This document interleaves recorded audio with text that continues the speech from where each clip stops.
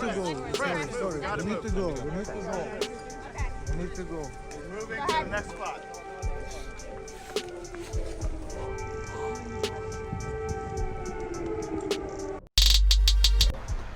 To the people of East Palestine and to the nearby communities in Ohio and Pennsylvania, we have told you loud and clear, you are not forgotten. You are not forgotten. We stand with you, we pray for you, and we will stay with you in your fight to help answer, and the accountability that you deserve. We'll have that accountability. It'll all be out there very clearly. All across my country, in big cities and small towns, Ukrainian flags fly from American homes. What does a national divorce look like in your estimation? Well, a national divorce is not a civil war. It's actually separating by red states and blue states, and making state rights and state power a lot stronger than it is right now. It would be shrinking the federal government.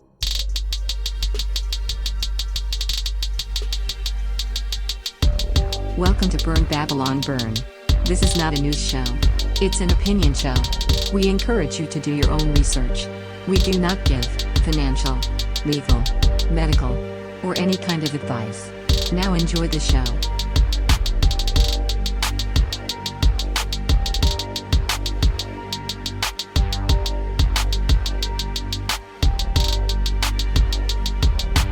Welcome to Burn Babylon Burn.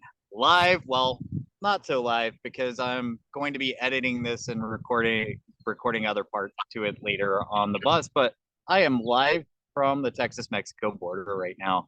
And here's Maria. Maria's back on the show with me this week. And let's see what's going on in the news. Biden spent President's Day going to the Ukraine to go kiss the butt of his favorite president. And Trump went off to Ohio to go talk to the people that are affected by the train derailment of the last couple of weeks. And I guess that's the main thing going on in the news right now. What do you think people think of that? Well, I think that you're definitely going to see a strong swing towards all Republicans if we get to vote, right? If the voting goes right this go round. I think a lot of people that whole county had already voted for Trump in 2020. And so now they're just cementing that really strong, Trump, everything Trump, they're going to vote for Trump. They're going to go Republican all the way. I think that's going to have that kind of effect. I think the whole country as a whole is angry, and they should be, that Biden put Zelensky and the Ukraine first. I mean, this is nothing personal against them, right? Everybody has the right to be free, but you have a lot of immigrants coming from the Ukraine, and that's going to be an even bigger burden than what we already have on our our taxes, our welfare system, our healthcare system, all across the board. This is not going to be good.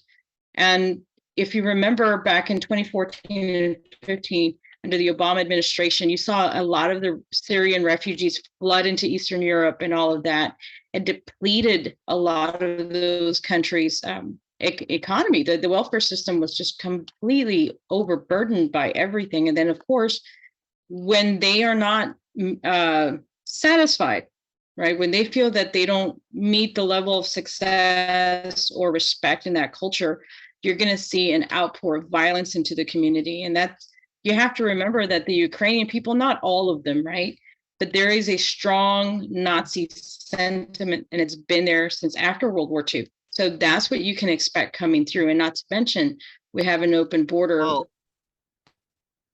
it's also that Ukraine is the biggest crime hole in the entirety of Europe.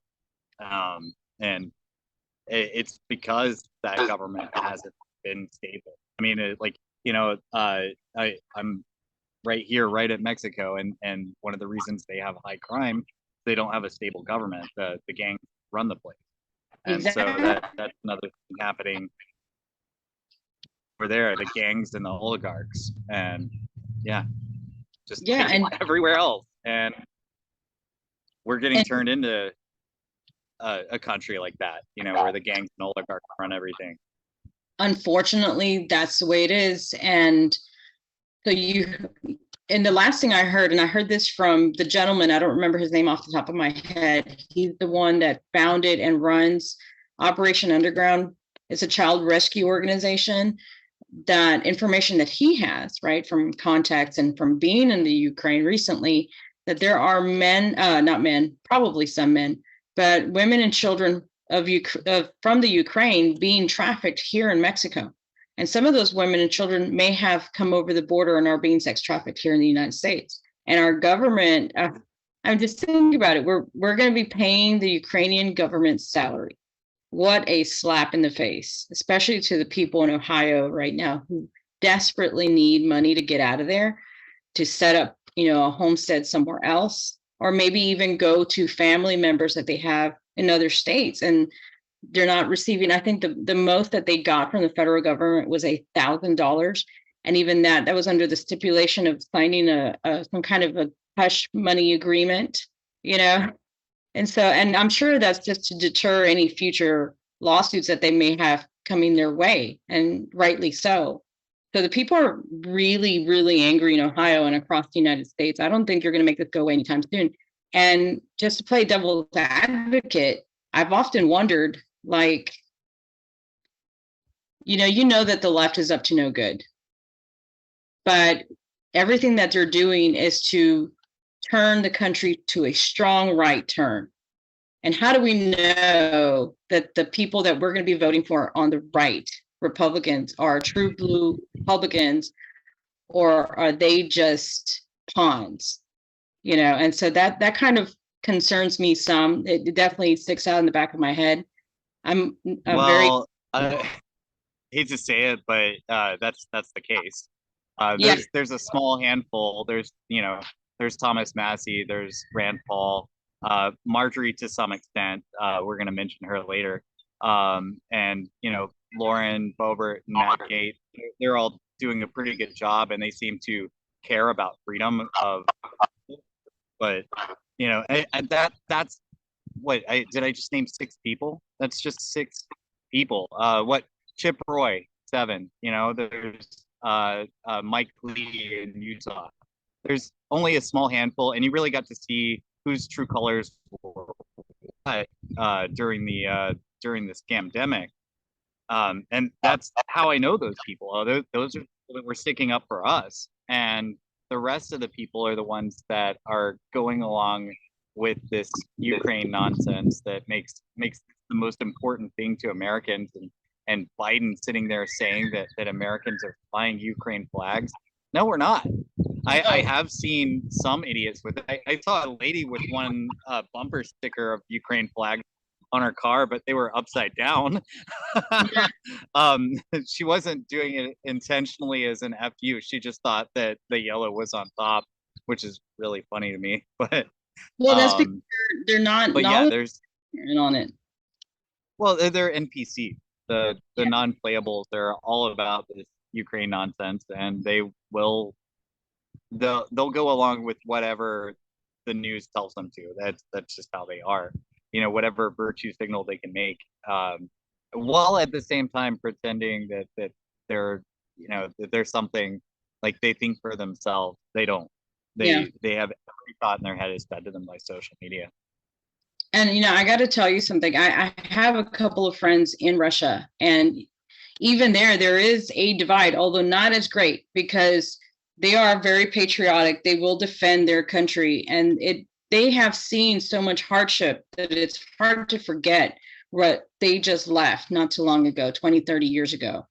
And so a lot of the older people, I want to say 50 plus, they are pro-Putin, not necessarily because they believe everything that Putin stands for, but because they don't want to see their country fall apart the way you saw it after 1991 when the Soviet Union fell. And but the younger generations between 35 and younger in Russia, you see a strong sentiment. They want socialism, they want communism. And I've talked to some of these people, and I'm like, you don't want that. You think you want that. It's been romanticized for you to want that. But by you choosing that for yourself, you're taking your country back to when your parents were, teenagers or whatever, and they struggled. But that goes to show you how strong that narrative is. Their own parents survived it.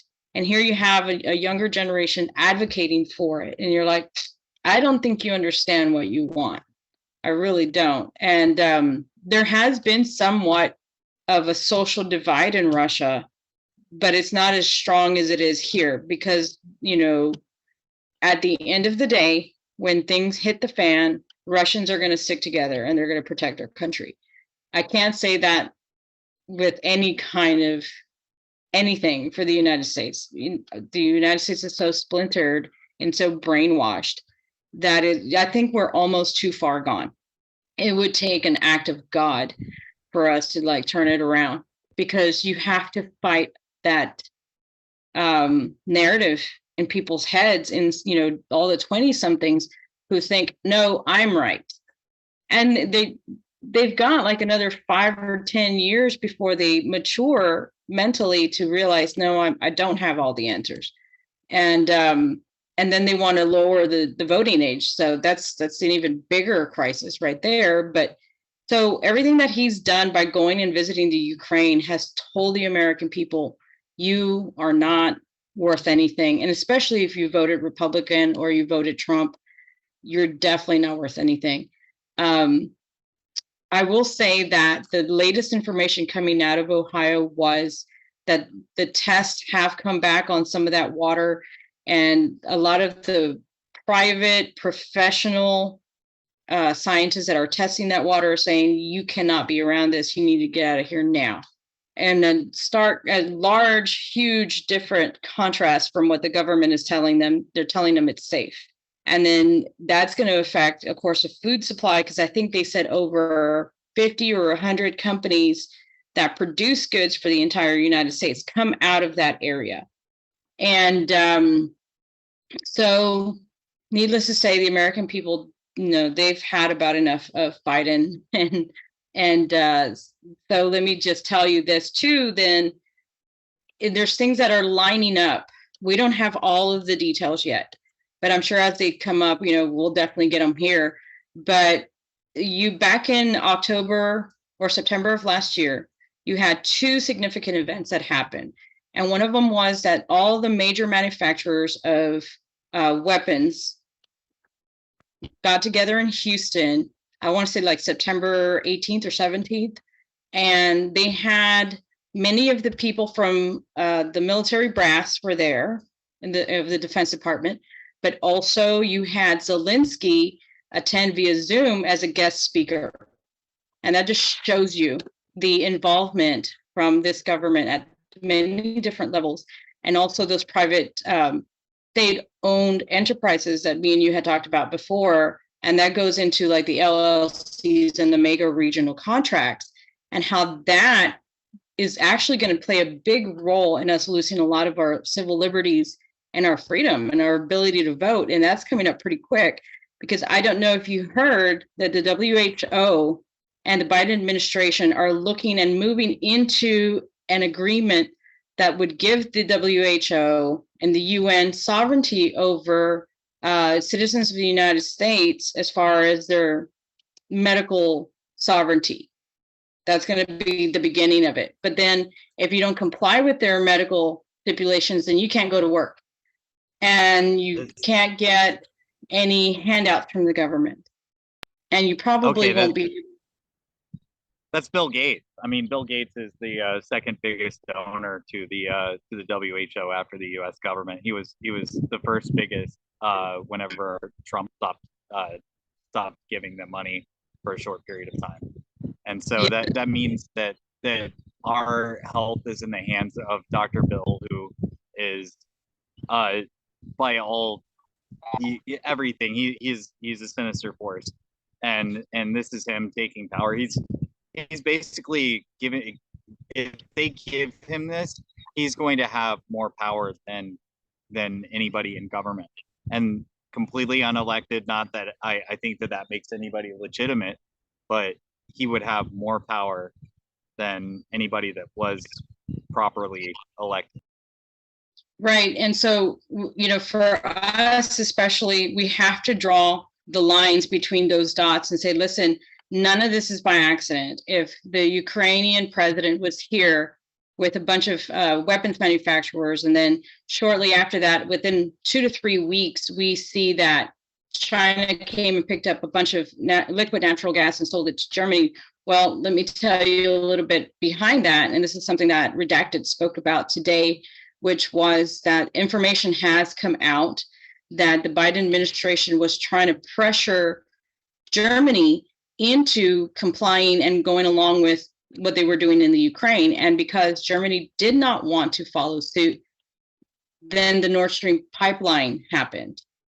And then when China as a proxy came and picked up that liquid natural gas and sold it to Germany, turns out they sold it for 10 times that amount. Now I'm taking a little bit of liberty in saying and pinpointing that it was China simply because I had looked that up and I actually found that out through one of the very powerful websites out there that has a lot of the trading information on gas and fuel. EIA, I think it is, .gov. And so they took that there, and also the Wall Street Journal reported on that. But the time frame is so close and so tight that there is no other way of explaining it other than it was China working on the Biden administration's behalf as a proxy to deliver that liquid natural gas after the pipeline had been exploded. And now that we see this little piece emerge that says, well, they only did that because Germany would not go along, then all the pieces come together. And so now you really see all of this talk that they're doing about, well, China's such an enemy, but they're not really criticizing China, they're criticizing Russia. And the mistake that they're making there is that they think that they can play China for a fool, but I guess they don't have very good memories. And remember that in 2016, those two nations signed an agreement, both in business and military ventures, that they were going to go in. They were all in with each other. So the only ones that are going to lose here is us. And that's scary because I think it was yesterday or the day before, Russia did away with one of the last disarmament agreements that talked about how they were going to limit the number of atomic weapons that a country could have. So they disengaged from that agreement, and now we got into a new arms race is what that means basically. And that's where we are. And the Biden administration did all that. And I can't believe that the American people would be happy at all. I don't think that they are, and a lot of opportunities so far in this conversation to bring up our other point on this episode, and that's Marjorie Taylor Greene calling for national divorce, and I've been long for it. Really, what we should just go to is every state is themselves, and then we could take the U.S. government and decide how to utilize that as a mutual defense pact, and then from there, decide who's in and who's out, because eventually California might get a little too crazy and you're just like, hey, yeah, you guys are total communists, so we're not going to help you out anymore. That kind of thing. Well, I think that as a standalone, Texas has a very strong economy.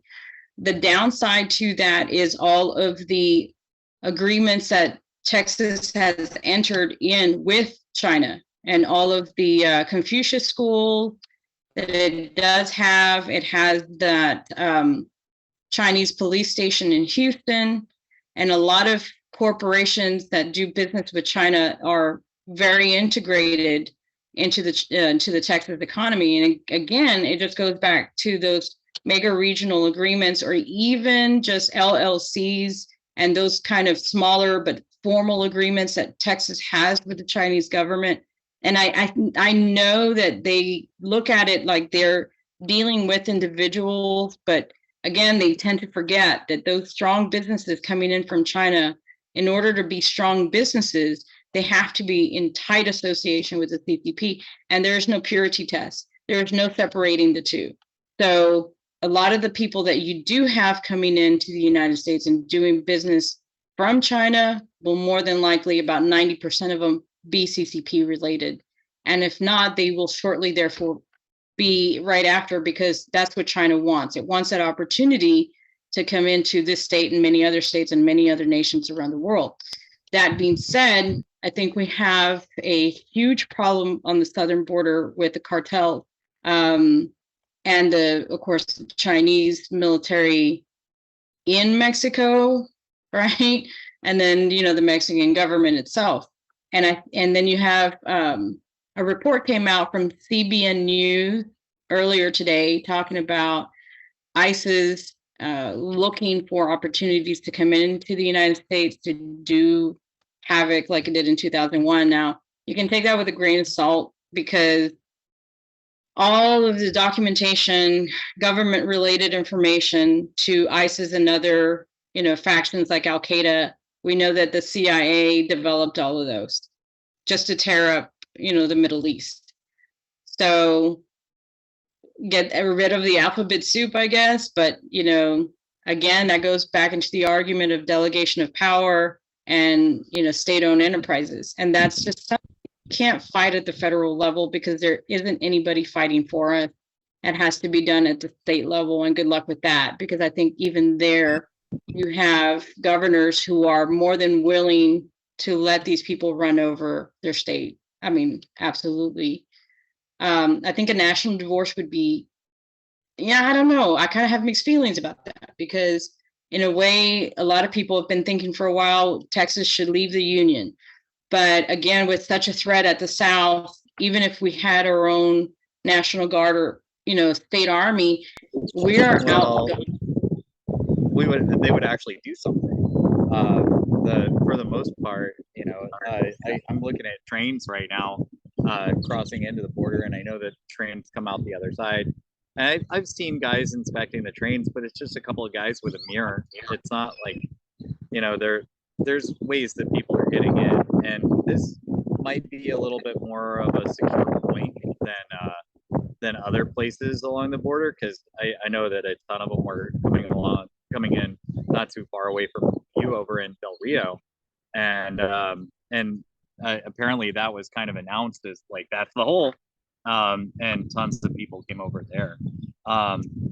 As far as I really think that it's the only way that we could have any sort of survival after this. They've screwed up our money. They've screwed up everything. The United States government has just made a mess of everything. It's like destroyed countries all over the world, made bad agreements, and obviously neglects its own people. There's people in Ohio. There was people in Florida, and they're sitting here giving all of our money to Zelensky while while everything's high right now.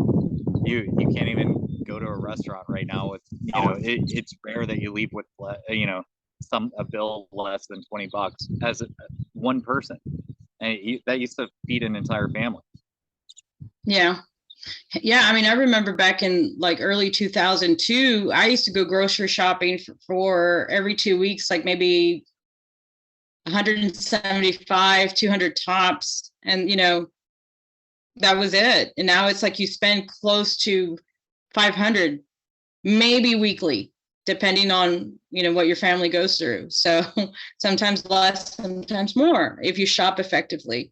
But no, we're not in a good place. And honestly, when you look at history, when you look at the record of things, I don't see much of a difference between now and at the time frame prior to the Revolutionary War, and all the taxation and everything that we're going through now, we went through as a very young nation, except, the people who lived in that time period knew what was at risk, and they were not afraid to say, no more, you're not going to tax us anymore, to pay for your foreign wars and to pay for all your whatever you want to do with that money. And I think people are so comfortable in their lives that they're afraid of what they can lose, and have lost track of the greater things they can lose. And honestly, I got to tell you that as a believer, I think that we really need to lean on the Lord about that and say, Lord, we really need your help. If we're going to stand as a nation at all, we really need God to not just guide us, but we also need to find leadership. You can forget about voting for mainstream Republicans. It's time that we start looking for leaders who live and walk their path. And the left hates that, but that's what the left does. They have a lot of people who represent them. They are Satan worshipers. They are child molesters. They are all these different ugly things. But that's their creed. That's what they believe in, and they walk that life. But they don't want you to walk that life and run for office because they know that would change, the direction of the waves. But that's what we need to do. And I've always advocated for town hall style meetings with small communities in everybody's city should be doing this. And it doesn't have to be the Republican group. If you want to form a personal group, you can, but you need to start canvassing for candidates to replace these people and really back them up financially and otherwise, because the only way we're going to get out of this is to get people, ordinary people, hardworking people, honest people into these positions of authority. And that's not going to happen if we keep voting for the same trash over and over. It's just not going to happen. For sure. As far as keeping these people accountable, I mean, almost all of these politicians say that they're Christian, and most of them are not. And so that we have to hold them accountable on that and get them, if we have to live under politicians, if that's just what we have to do, we have to at least hold them to our religion. Well, yeah, and see, that's a major thing that they have, is that you can't have a religious test for office. That's I don't care. Yeah, I mean, because if it's something that we have some sort of determination in or whatever, then we get to we should be making our religion the most important thing for these people to get into office. That's why they pretend to be. They wouldn't be pretending to be if it wasn't beneficial. So holding their feet to the fire on that would be just a simple thing. Yeah, it would do wonders. And so I don't know how many people that follow you are believers, but I would definitely say a call to action would be, we're all present today, and we all got a day off coming up on Saturday, hopefully. And we should do everything between now and the next election to set a little bit of time aside every morning and ask the Lord to guide us, what direction he wants us to go, what it is that he wants us to go out and do. But most importantly, to lead us into following him, because that's what's going to save this nation ultimately. It's not going to be what I do or what you do or what DeSantis does. It's going to be God's will, right? So we need to be in the good graces of the Lord so that his will turns into our favor. Because if we put him first, he says that he will give us the desire of our heart. And what we desire more than anything is to be free and to, remain as an intact nation, a healthy nation. And we can't do it without him. But no, we're in a very difficult place, and national divorce is, I could see where it's beneficial, but at the same time, where we are with the cartels and the border in China, it's kind of pinning us against the wall. And it should say something really loud to people that on January 6th, or even prior to that, after the elections, the first thing that they did was surround the Capitol with National Guard, because they knew what they did was wrong. And, thinking back, right, most people in retrospect now, they should stop and think like, wait a minute, my governor sent troops from my state to protect them. What does that say about that governor? And think about that. Don't forget that. You can forgive, but don't forget your survival mechanism. And I forgot where I was going with that, but I know that people shouldn't forget that that's what they did. And the WEF did it too, because they're afraid. They're afraid because people know. Well, we let them off on a lot of screw up. and say, well, it's a hard job. They can't get everything right. But I mean, most of us out here, most of the people that I've had on this show, we whenever something new comes up in the news, we get it right. And we can see it coming. How can they not? Hold on, I'm trying to get rid of this little box. Yeah, it just came up. So that means we have 10 minutes. Okay. So yeah, so that's where we are. And another thing that I would like to let people know, because we are almost through these entire 2 years. And even if Biden does go ahead and give the WHO authority over, medical things regarding pandemics in the United States, I think those agreements are only good for 2 years.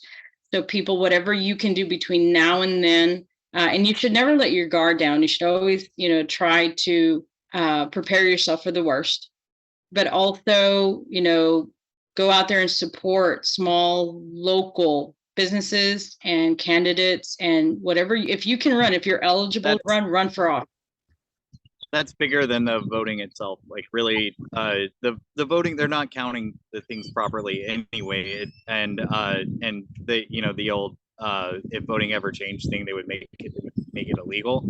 Well, it's pretty much true. And so the things, your money is your vote in a lot of situations. And if you can give that to somebody that is actually going to do the right thing with it, then go for it. And don't do it if you can't afford it. Do the things to make your life better so that you can help more people down the way later. But at that point, focus on yourself. But then whenever it comes to you can spread some things around, support the businesses that didn't have mask mandates. Support the people that make everything go right. Don't support the companies that fire workers for not wanting to take the shot. Stuff like that. You can do that. If they don't get their money, then they're in trouble. Well, not only that, did you know, and I'm not sure how much of this are people aware. I know there's people that really keep a close eye on it and track it really well. I'm not one because I'm juggling like 20 different things, but there is a company called B&R, maybe I got that wrong, or B&D. They bought out the Smuckers company out of Ohio near East Palestine. And that recently happened. That recently happened within weeks or months of this incident. And on the top 3 or 4 of the people that were on the chair of these companies was, of course, BlackRock, Vanguard, and a couple of other of those globalist companies. And when you go from company to company, corporation to corporation, you're going to find those exact people in that those positions as chairs of those companies. And that's a part of that globalist socialist economy where they all partake and they're the only ones in control. So yes, small businesses, but also fresh new businesses. Think parallel economy, because in the end, to break free, that is what you're going to have to do. You're going to have to do that. And it's going to be a hard transition for a lot of us, but we got to do it. And right. So, I was really into that for a while. And I don't know. As far as, I got my phone plan through Patriot Mobile for a while, but they were giving me a big phone bill. And they were inferior to every other phone company. And I was just like, I just decided that it wasn't worth it. And I don't think that I don't know. I don't see them they're not making the big steps that I want. They're just, hey, they're a commercial on Bannon. There you go. But I'm talking more about the basic essentials in life, like food. Like those kind of things, because you can live without a phone. You can't live without food. So right. That's more of my. But the phone is something required for me to do my job that gets my food. Yes, no, I understand. But like if something really catastrophic happened, how many of us are going to have phones? So Right.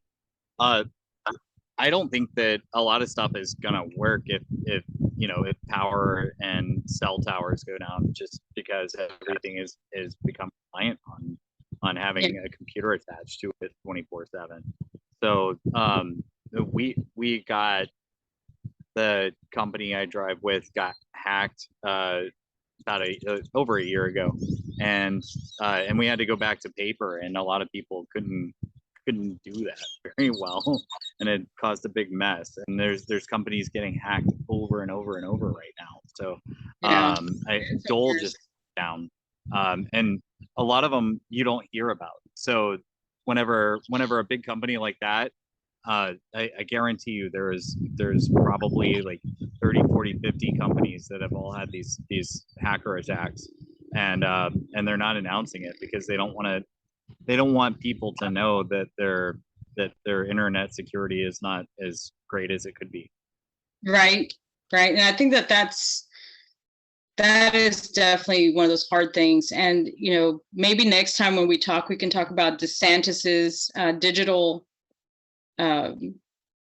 constitution. I'm very leery about those. They just have so much damage in them. I don't believe in them. We have a constitution, and that's basically it. Because what's happening with the WHO also is that if there's a dispute between countries, there's really no place to hold this quote unquote hearing. So basically you're walking into a trap of globalism, and so you just don't want anything to do with that. So like I said, we got to pray about that 2-year agreement with the WHO. Hopefully something happens and it intervenes, but if it goes through, that's what we're looking at. And a lot of spying in there. So DeSantis is very, very cozy with Israel, and whenever you start seeing pushes for things like that, then you just know that they're going to do these really crazy roundups on people and things like that. That it'll be used like that. So I'm not into that. I don't want us to be punished for the things that we do online. I don't even want the things that I say on this show to come back and haunt me, which they probably will. All of us. Yeah, it's yeah, they've made sure to make everything as hostile as possible for people like us. But now, when you finish this and upload it, there's a transcript so they can see what you're saying, because they have all those bots in there. Oh yeah, yep, that's definitely a thing. They just scan through it. I know that there's not somebody at YouTube that watches every video that gets uploaded. It's impossible. And and maybe we can talk about this some other time. I found documentation as early as 15, 20 years ago, talking about how they were going to do exactly what they're doing now. So the evidence is out there. You just got to find it.